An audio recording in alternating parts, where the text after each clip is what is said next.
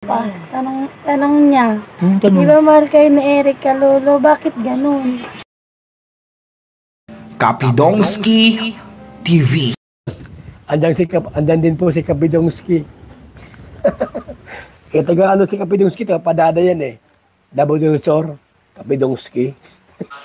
Kapidongski, shout out.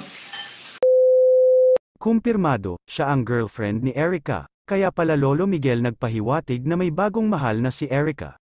Maligayang pagbabalik muli mga idol sa aking munting channel ang Bisayang taga Davao Kapidongski TV.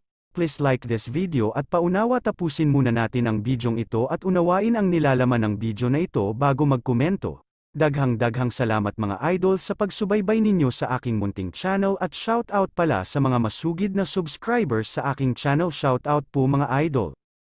Nakakalungkot talaga isipin sa paglabas ng video ni Lolo Miguel. Alam natin na ang daming siniwalat si Lolo Miguel tungkol sa kanyang apo na si Erica, at ito nga may kanya-kanyang opinyon ang mga tao kung bakit raw ngayon pa nagsalita si Lolo Miguel, pero dito talaga mas nakakalungkot ang sinabi ni Lolo Miguel na may iba na raw minahal si Erica. Tanong niya, di ba mahal kayo ni Erica, Lolo? Bakit ganun? Nagbago na sila. Nagbago na ang pagmamahal, iba na ang minahal. Nagbago na sila.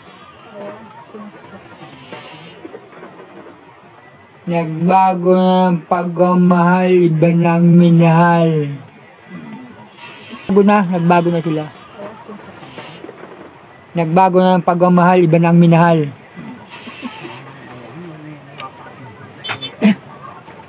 Lolo, ito po. Hayaan niyo po, Ikaw. Lolo. Madami po kaming nagmamahal sa inyo. Thank you, Lolo. Salamat. Kala ko wala na nagmamahal sa amin, marami pa palan. Kasi kayo po ang tutulong tao. Totoong tao. Totoong tao. Mama, kayo daw ang totoong tao. Ikaw daw, Papa, totoong tao. Ang sakit isipin sa sinabi ni Lolo na iba ang minahal ni Erica. Alam natin noon kung gaano kamahal ni Erica si Lolo at Lola.